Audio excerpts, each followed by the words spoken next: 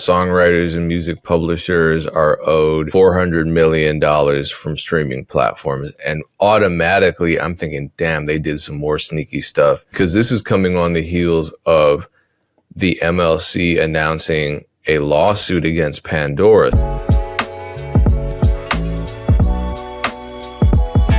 What's going down? Appreciate all of you tuning in to the At Odds podcast once again. God, I know Dame wants to do the rest of the intro, so I guess that was kind of weird. Yeah, a little weird. This episode is brought to you by Two Loss. If you want 3 months of free music distribution, make sure you use the code @odds. Get 3 months of free distribution.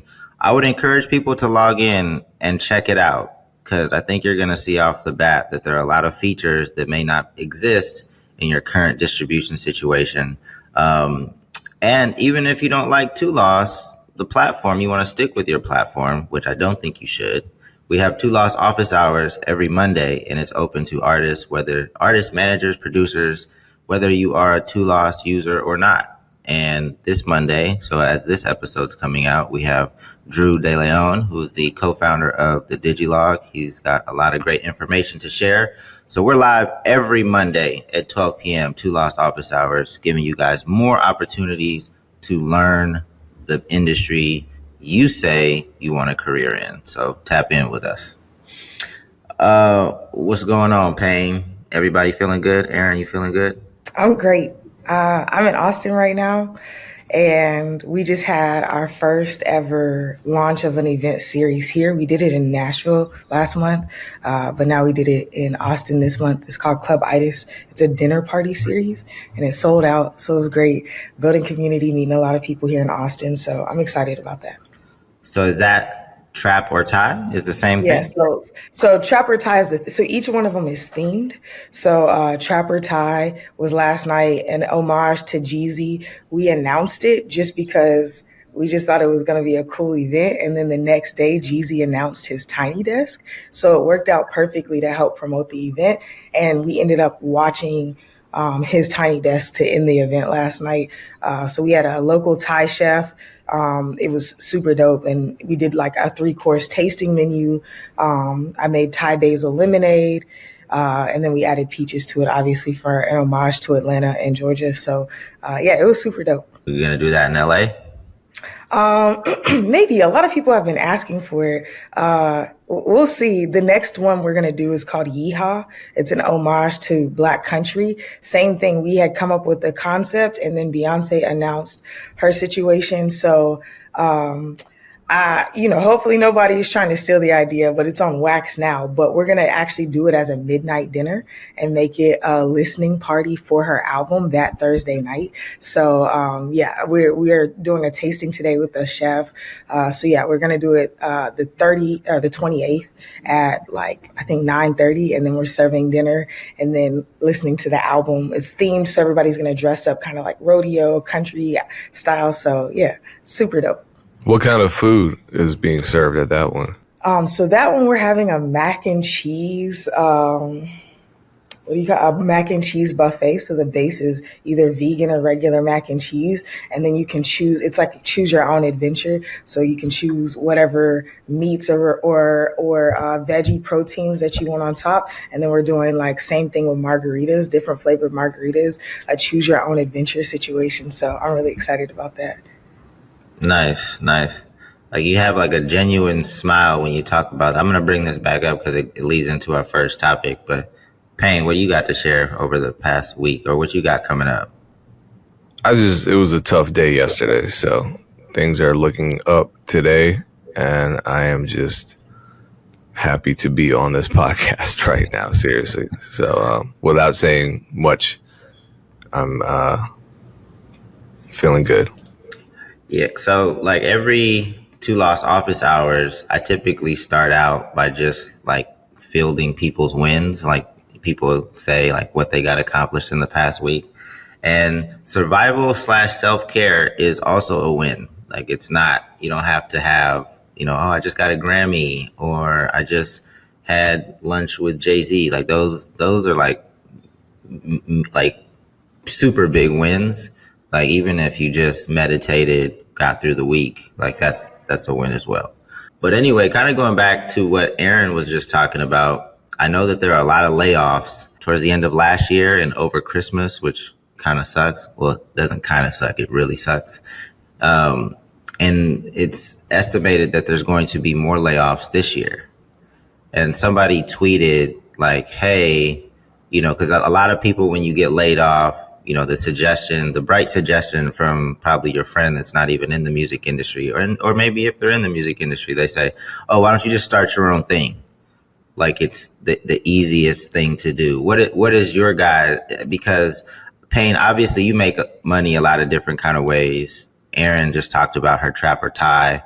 I think to exist in the music industry for any long period of time, you have to kind of have different things going on for the most part. Even my current situation, which I'm like, I have my more stable situation with Too Lost, and then I do stuff with Ja. I do education stuff. You know, I feel like, you know, but what's your guys' first response to the people that say, oh, why don't you just start your own thing? Even as an entrepreneur, I feel like that's such a hard place to give advice, because I'm in year 3 of Build Your Own Dreams, year like 20, 22 of being an entrepreneur, because I started when I was in the single digits as a kid. And so even as somebody who loves it, it's so hard to make money, especially in it. I think it's hard to be an entrepreneur, but most businesses don't typically really start to see money until year 3, because you're like working out all the issues and stuff. So even for Brandon and I with Build Your Own Dreams, we were really successful in making money for artists last year, had a really rough year. But the only reason I survived personally is because I had so many other side things going. And so leaving from a steady job to going into creating revenue for yourself as your main source of income is rough advice, I think, especially after a layoff.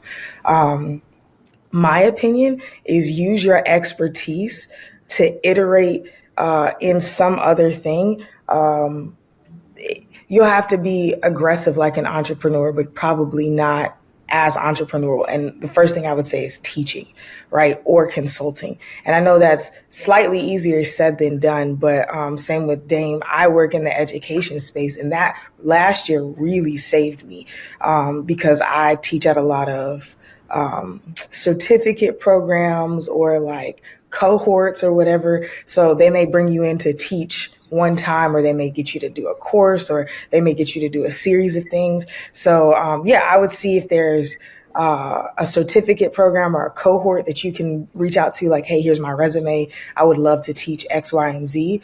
And then, like obviously reach out to your professional contacts, let people know you're looking for work. But I think going the entrepreneurial route, unless it's already in you, and to be honest, if you're not already working in that and then pouring more gas on the fire when you have time, I don't know if it's not bad advice. It's just in this economy at this time, I don't know if that's the best advice to give somebody, especially when your soul is crushed.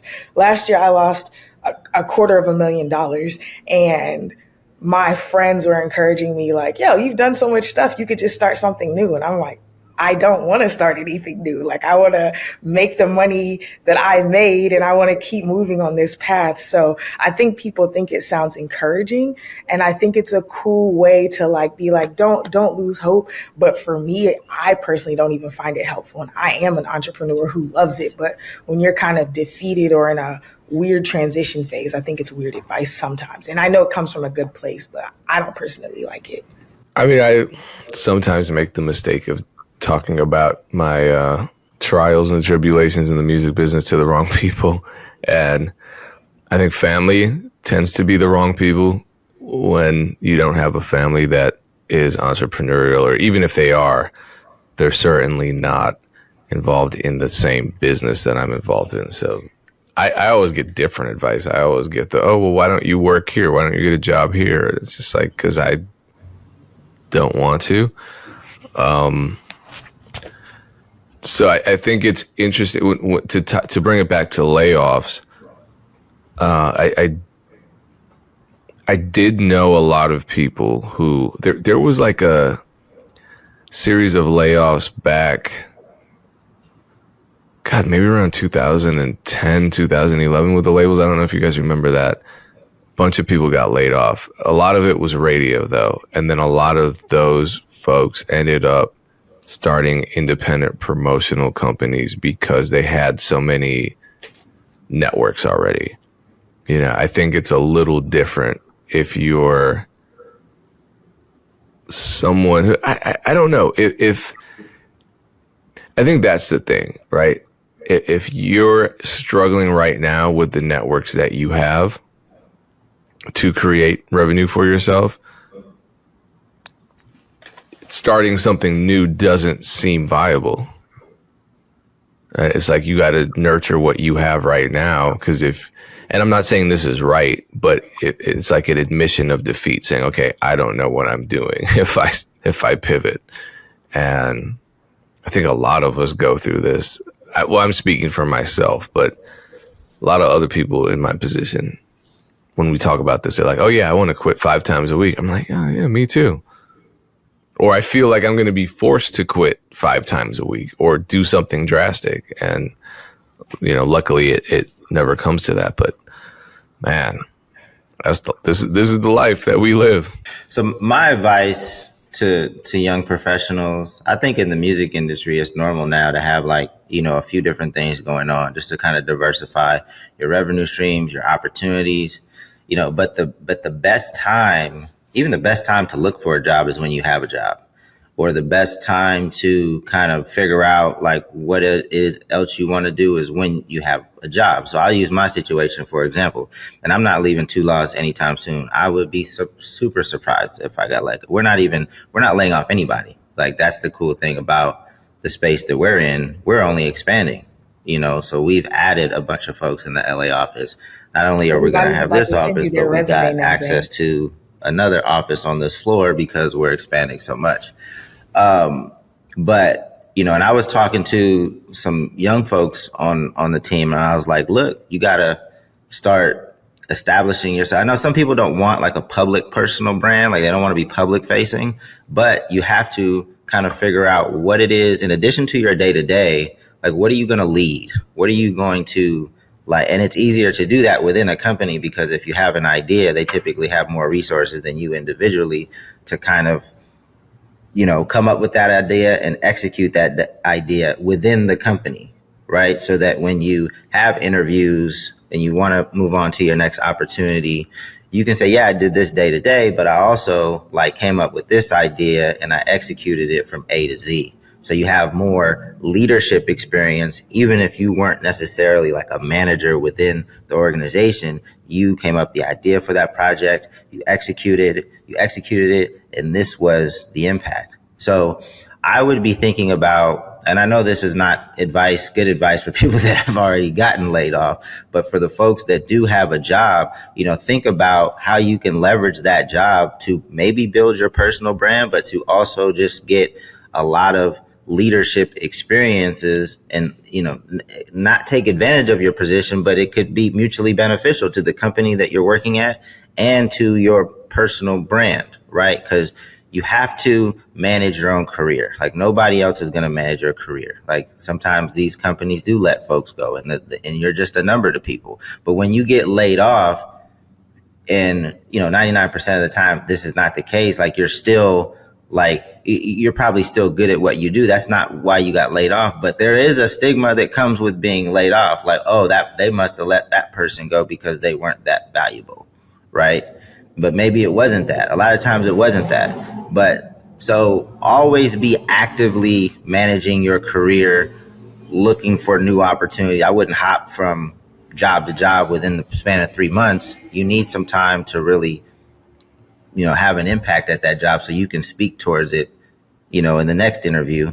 But I think it's super normal these days to have your full time and to also be working on stuff on the side. So if something does happen, you know, you can pivot and put your full time attention to that so that you can still be making money. And if that thing grows or if that's just a bridge to the next full-time opportunity. You just have to constantly be managing your career, and just coming up with creative ideas so that you can continue to stack, your resume so that it looks impressive for the next opportunity. I think job security, even outside of the music industry, is something that has greatly diminished for my generation, and I think the generations coming up.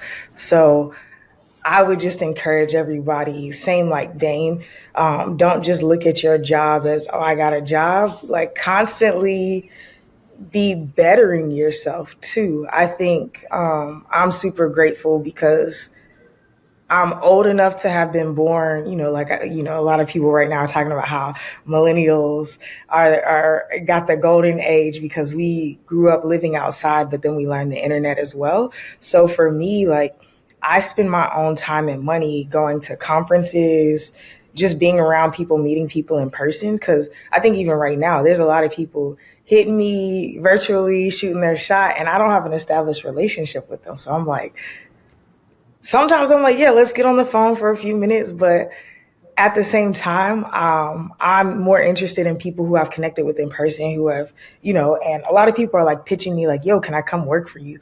One, what does that mean? Like, you don't know what I do. I know nobody knows how I make money for real because I don't tell people how I make money for real. People just piece stuff together from what I do on the internet. But I think like being in person, going to the opportunity, if you're gainfully employed right now, I would look into what your company is willing to pay for development and things like that. People are not even maxing out those budgets. Like, your company may say, hey, we have up to $1,000 that we're willing to give you for professional development. Like, yes, your company is paying for you to go to this conference or this event, but like, you're expanding your contacts and things like that. So I would look into that. And then if you just recently lost a job, or if it looks like there's layoffs happening in your company, I would still go. I would spend the money. Hopefully, like, you're not like living check to check, and maybe you are. I'm not, there's no judgment here, because trust me, I did that for years. But I would say spend your own money, make it make sense for yourself, but go to the people, go to the opportunities. I'll give one more example and then we can stop talking about this. But I was supposed to fly to Austin two days ago, but I ended up taking a flight yesterday morning to come to our event and just kind of just jump straight into everything. The reason I changed my flight though was because I just joined a board of directors in Atlanta for a thing called ATL Collective. It's a nonprofit. You should look into it. Super dope. I'll be announcing that soon. But one of the directors, I'm like a young executive chair. I'm like the new one, the energy. But one of the other directors who owns multiple companies in the music industry was like, oh, I'll be in Nashville in 2 weeks and this and this and this. And it cost me a lot of money to last minute change my ticket. But I wanted to be in the room with him at the thing that he said he was going to be at, with the people he said he was going to be with. And because I changed my ticket and went to the room, I ended up meeting 4 people whose companies, like the heads of companies who I've just been trying to find an employee to connect with. And I feel like it's going to open a lot of doors for me. So I would say just be intentional about going to meet your opportunity in the moment. Because he was like, oh, don't change your ticket. We can do it via email.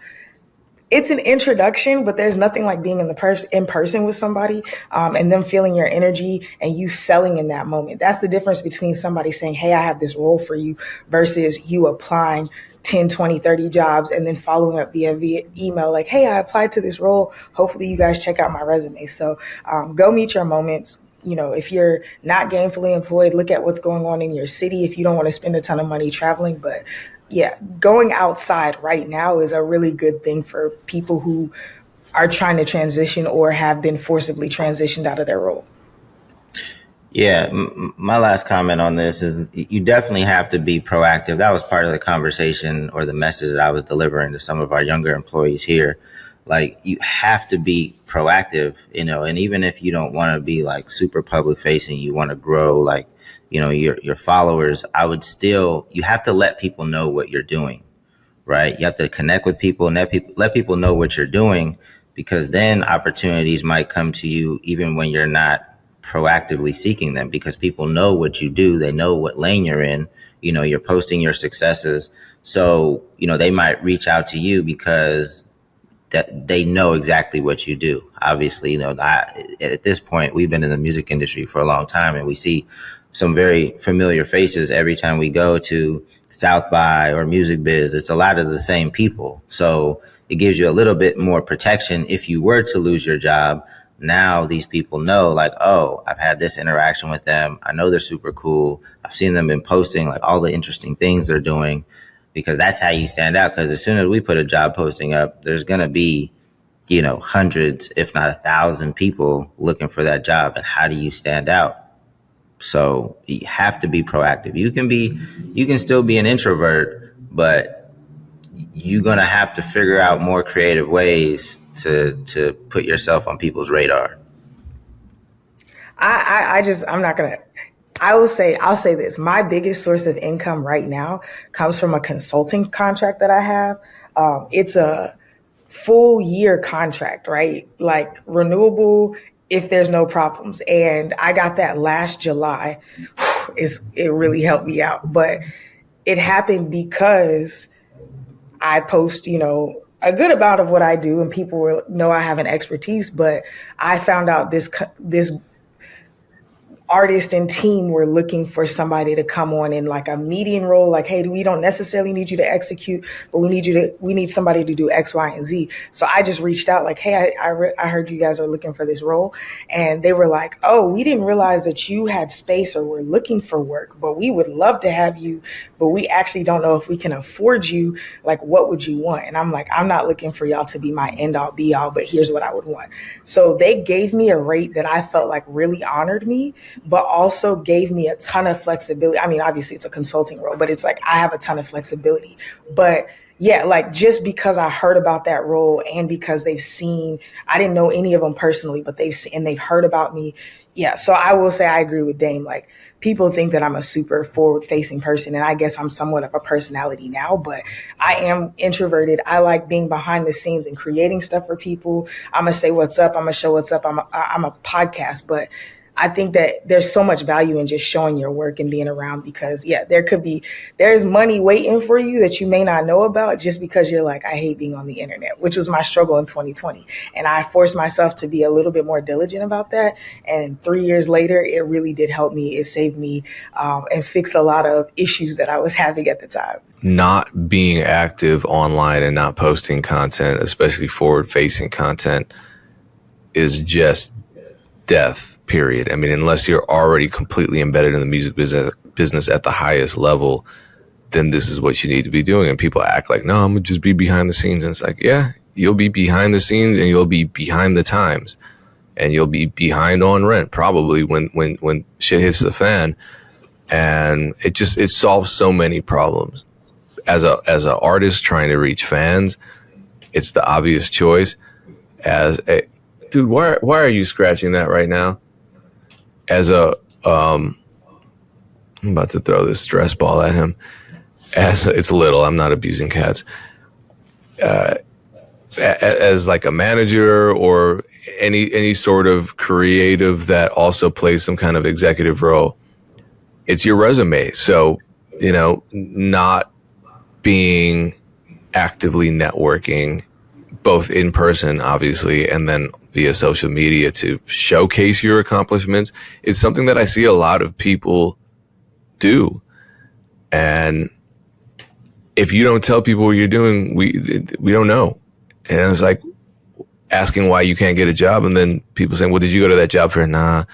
Is your resume on LinkedIn? What's LinkedIn? Oh, no, I don't really do the internet thing. Weird. So be proactive. That's all. Be proactive because, and I love the idea that, because when your back's against the wall, you're focused on survival. When you're relaxed, you can focus on abundance. But a lot of people, when they're relaxed, they focus on, that stress ball didn't do shit against that cat.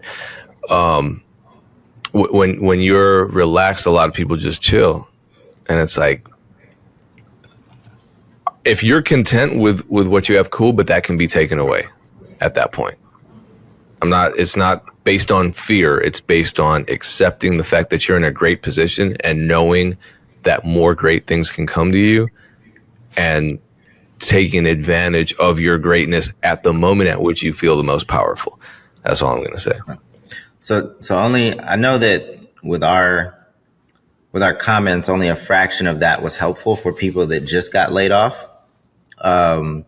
But, you know, hopefully people listening to this that maybe currently have a more stable situation, it's kind of like a wake up call. Like, okay, I need to be doing a little extra just in the event that my current opportunity goes away, because these opportunities go away. Like, I thought Funk Volume was going to be what I worked on for the rest of my life, and that shit went away hella fast. And I was caught just kind of like, okay, what do I do now? So it took a long time to kind of figure that out, go through that trauma, and then, you know, get back on my feet. And, you know, now I feel real comfortable about, you know, all the things that are going on. So we can pivot to the next topic, but, you know, hopefully that helps some folks. Yeah. I'm sorry to anybody who's been caught off guard by a layoff. I have several friends who are writers who have been, and I've just been kind of walking through things with them. So shout out to anybody who's going through that. I think that if you have a friend who can give you feedback as well, who is in the industry, that's super beneficial. So I hope this was at least encouraging to some people and that you don't feel like hopeless. The topic that I want to talk about is the indies. You know, shout out to the indies. So if y'all don't follow him, I think his name is Rob Abloh. Is that how you say Abloh? If you don't follow Rob Abloh, it's Abloh Rob on Twitter and Instagram, ABELOW. He tweets and Instagrams a ton of like music business facts, but to me is super neutral. He doesn't really share an opinion. He just shares a stat. And then he'll be like, this is interesting. And a lot of people get into his comments like, well, this and this and this and this. And he's just like, okay, you know, like I think he's a really dope music mind, but he's also finding things that like sharing things, resources with the industry and stats. So Rob tweeted a couple of days ago, indie artists and labels generated 4.5 billion on Spotify in 2023, roughly 50% of all revenue, the highest share yet. So y'all already know I'm not going into this Spotify versus whatever conversation, because we've had it a ton of times, but that's just Spotify alone. He hasn't given Apple Music, Deezer, whatever, but the revenue share that independent artists and indie labels are taking is 50%. And I think that that's an encouraging metric, considering that I think it's a weighty metric, because I know there's so many hundreds of thousands of songs uploaded every day. So I know that so that was like a lot of people were like, well, there's so many songs uploaded, so it doesn't mean much. I know that for a lot of people, it's pennies. For millions, probably hundreds of millions of people, it's pennies. But to me, it's an encouraging metric, because it means that the independent audience or the independent artists are also coming to play ball. There's a revenue share that isn't reliant on major labels. There's a revenue share that you can just go directly. You can upload your music directly. And to me, every time I see a place where people can take control of their life and their career, I'm excited about that. So this is just an indicator. If you're listening, you might have only made $100 on Spotify last year. It's just an indicator that there's so much space for you and there's an ability to overtake what the status quo and the norm is. With that, I want to kind of move into UMG TikTok. There's an article that Billboard released this week saying that. But wait, can I comment on that real quick? For sure. And I'm really not an I told you so cat, because typically when I have to say I told you so, I lost time, money, or both. But like, I didn't need Rob to give me this stat. Like, I see it every day. I see it in our weekly leadership calls when there's a report on how many deals that we've done, typically based off of catalog of artists that we brought over that won in advance. and we're advancing against catalog. We're investing into other companies that their primary revenue stream is streaming. So all the people that come for me when I talk about Spotify, again, there's a lot of issues with streaming, but there's also a lot of money in streaming. And just because none of that has been deposited into your bank account, I get it that you might be skeptical, but I promise you, I'm introduced to artists every single day that are doing well, taking deals from us. Streaming revenue is real, and you guys will probably continue to come for me on Twitter. I don't care. The more time you spend arguing with me, though, the less time you're building your business. So it is what it is. You can continue, Erinn. In light of what we were just talking about, I do think it's a bit disconcerting to see how much revenue Spotify has generated, but consistently laid off people. But that's neither here nor there. That's frustrating. But moving into major label system empowerment of indies, UMG, which is the conglomerate of Universal Music Group, has now opted to removing UPMG music from TikTok. And so UPMG is Universal Music Publishing Group, which is a ton of songwriters are signed under UPMG, even more than the UMG artists. So whereas the first wave of UMG takedowns didn't affect the Beyonce, Taylor Swifts of the world, because they're not signed to UMG, the UPMG takedown is pulling down their songs now because UMG is saying, well, if TikTok is not going to play ball with us, we're just going to take our songwriters off the platform now because we want to try to hit them even more where it hurts because, we had all these A-list stars that we thought was going to hurt TikTok. Apparently TikTok is still trucking and has not acquiesced to their forcible agreement that we want a higher percentage than other labels. And TikTok has not addressed the issue anymore. TikTok has kept it moving, which is a big statement in my opinion. I don't know what's happening behind closed doors, but I know in public, TikTok hasn't made any more statements. So, at least to my understanding. So for this to happen, one, I'm going to share my opinion. What's coming next is not fact. The fact is UPMG is starting to pull their music off of the TikTok platform. The assumption is that's a next step in their negotiation process. My opinion is that it shows how much ground they're losing. It shows how powerful TikTok is, and TikTok being like, we're standing 10 toes down on this. But what it shows even more is that indies are up. No independent artist right now, unless they write with a UPMG writer, I've seen not encouraged by this. Even people who don't post as much on TikTok are understanding that a percentage of songs have dropped off the platform, and the platform continues to up its daily usage hours by users. So I've seen people who don't post as much shift over to being like, let me try this TikTok thing out. Do you know what I'm saying? So I'm encouraged by that. I think any opportunity to stand in opposition to the powers that be and not to be like a contrarian. I just think sometimes, a lot of times, we're taught that we have to flow into certain systems and we have to do certain things. So then people feel powerless. And I'm somebody who consistently feels empowered to take control of my next steps and my destiny.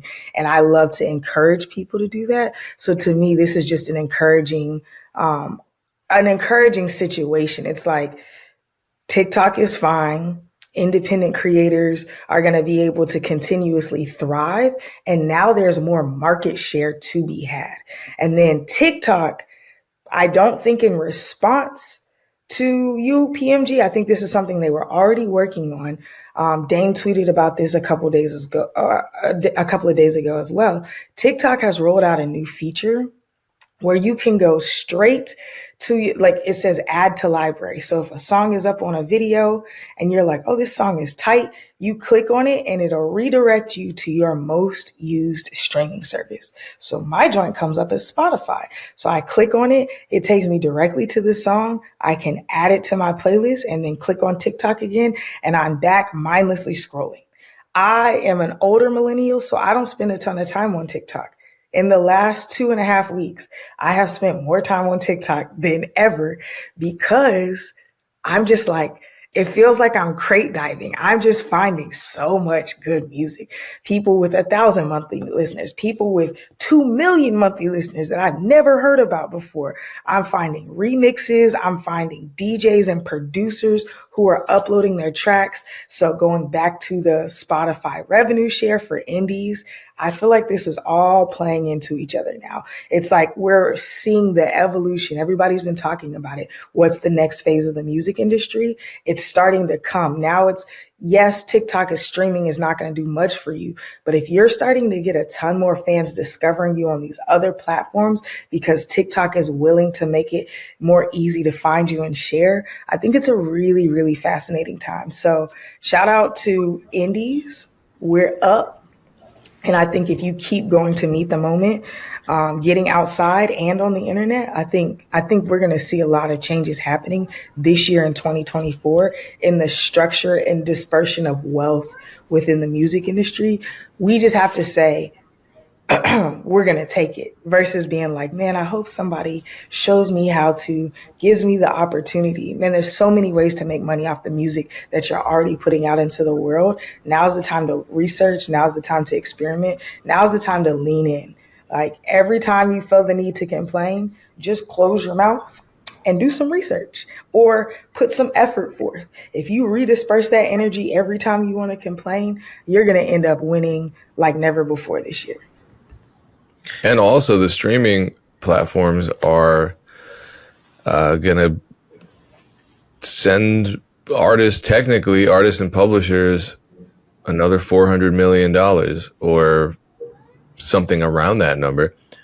So, well, before you jump into that, Payne, let me just comment on what Erinn brought up, because I really don't see how UMG, like, what their end game is, because they're so used to having. Froze again. Oh, so UMG, there's these major labels are so used to having the leverage, and they kind of are able to just kind of squeeze everything out of you, put you in a position where you kind of have to take that deal, or it's all about leverage. We talked about it last week with bigger artists that want percentage of the publishing. That typically happens a lot in the music industry. And I just think it's funny that UMG is in this situation, because I really don't see, what they're going to do. I don't think the creators on TikTok really care at the end of the day, because there's tens of thousands of new songs being uploaded daily. And I think a lot of them like that they are kind of like the discoverers of new music, right? So now that it's easier for people to add songs to their playlist directly from TikTok, I think at some point UMG is going to have to just take what they can get from TikTok, because their artists are going to start putting pressure on them, or it's going to be harder for them to recruit newer artists, to sign newer artists, because they're like, look, TikTok ain't even fucking with y'all. So why would I, if my music can't be on TikTok, and that's where I need to build my community, this is a non-starter for me. So I just think it's interesting that they're in this situation. It's kind of funny, but it definitely benefits independent artists. It benefits Too Lost, because we'll definitely get your music on TikTok and people will be able to find it. The discovery piece of this is crucial. And that was a big part of the Curtis King debate. Like, royalties are one thing, but like the discovery piece. Like, I just discovered this past week, this Spotify radio is on point for me. Like, I played one song, and then the very next few songs, like, I thought I was listening to a brand new Usher song. I finally looked down, and it's a white dude singing that doesn't really have that many, that doesn't really have Froze that. again, gang. Damn it. Anyway, the discovery that I don't know where I left off, but I You said you recently, thought you were listening to a brand new Usher song.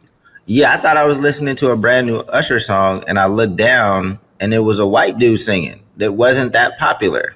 And then every song after that was like somebody different, and it was dope. Like Spotify radio is on point, like way more than I thought it was. So the discovery, to not be on Spotify or to not be on TikTok for you to get discovered is just shooting yourself in the foot. Like I just wouldn't, I just, maybe in some special cases it makes sense, but like, the discovery piece of these new tech platforms is, crucial for independent artists.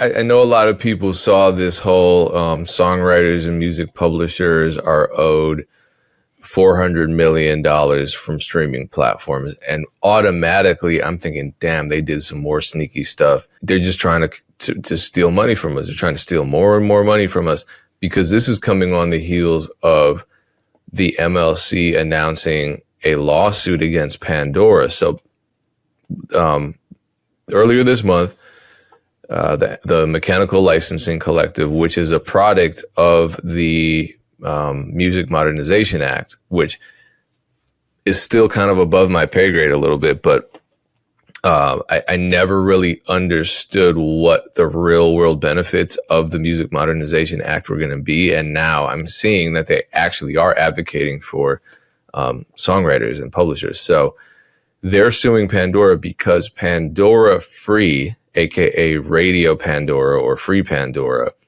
has not been paying the correct amount of royalties, because they've been basically claiming that their radio is non-interactive. So if it's non-interactive, legally they don't have to pay they don't have to pay mechanicals. They don't have to really pay anything on the underlying composition side, which to me never made sense.